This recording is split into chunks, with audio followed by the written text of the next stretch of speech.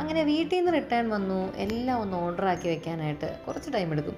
Mind ഇങ്ങോട്ടൊന്ന് ആക്കിയെടുക്കാനായിട്ട് കുറച്ചധികം time എടുക്കും. അപ്പോൾ നമുക്ക് പെട്ടി പൊട്ടിച്ചേക്കാം.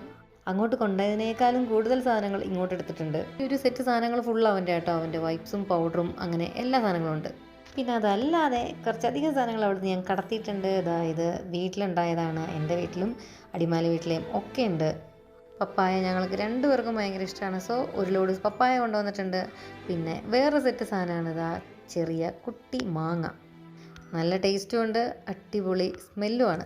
കുറച്ചധികം ഞാൻ കഴിച്ചു തീർത്തു. പിന്നെ ജാതിക്ക കൊണ്ടുവന്നിട്ടുണ്ട്. ഇത് ഉപ്പൊക്കെ കൂട്ടി കഴിക്കാനായിട്ട് എനിക്ക് ഭയങ്കര ഇഷ്ടമാണ്. വയറും സെറ്റാവും. പിന്നെ ചക്ക പുഴുങ്ങി കഴിക്കില്ല. ചക്ക ഞാൻ പച്ചയ്ക്ക് തിന്നുന്ന ആളാണ്. സോ നല്ല പഴുത്ത ചക്ക കേട്ടോ. വീട്ടിലിഷ്ടം പോലെ ചക്ക ഉണ്ടായിട്ടുണ്ട്. അപ്പോൾ അതൊക്കെ അമ്മ ഇങ്ങോട്ട് തന്നു വിട്ടു. ചക്കയിൽ മുഴുകിപ്പോയി. ഇനി അടുത്ത ഐറ്റമാണ് മാങ്ങ. വിൽക്കാനുള്ള അത്രയും മാങ്ങ തന്നുവിട്ടിട്ടുണ്ട്. ഇതിനി അച്ചാറിടാം, ഉപ്പ് കൂട്ടി കഴിക്കാം, വെയിലത്ത് ഉണങ്ങി കഴിക്കാം. തണ്ടോട് കൂടിയൊക്കെയാണ് തന്നേക്കുന്നത്. പിന്നെ കുറച്ച് ചെടികൾ കൊണ്ടുവന്നിട്ടുണ്ട്. സ്പൈഡർ പ്ലാന്റ് ആണ്. ഇത് നട്ടുവയ്ക്കാം. പെട്ടി പൊട്ടിക്കാനായിട്ട് സൈഡിൽ ഇവനും ഉണ്ട്. അടുത്ത് വരണ്ട, കുറച്ച് മാറിക്കിടന്നോളാൻ പറഞ്ഞുകൊണ്ട് പിണങ്ങിയിരിക്കാം കേട്ടോ. പിന്നെ ഇത് മധുരക്കിഴങ്ങ് ഞങ്ങൾക്ക് ഭയങ്കര ഇഷ്ടമാണ്. പാവം അമ്മ അത് എല്ലാം സെറ്റ് ചെയ്ത് തന്നു വിട്ടു കേട്ടോ. പിന്നെന്താ ഐറ്റം, പിന്നൊരു അടിപൊളി ഐറ്റം വരുന്നുണ്ട്. ഇതെൻ്റെ നാത്തു സ്പെഷ്യലാണ്.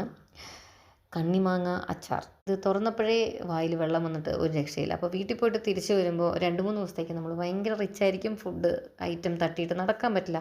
അത്രയ്ക്ക് സാധനങ്ങൾ തന്നുവിടും കേട്ടോ. അപ്പോൾ താങ്ക്സ് നാത്തു, സംഭവം അടിപൊളിയായി. അപ്പോൾ ചോറിൻ്റെ കൂടെ ഒരു സെറ്റ് കറി റെഡി.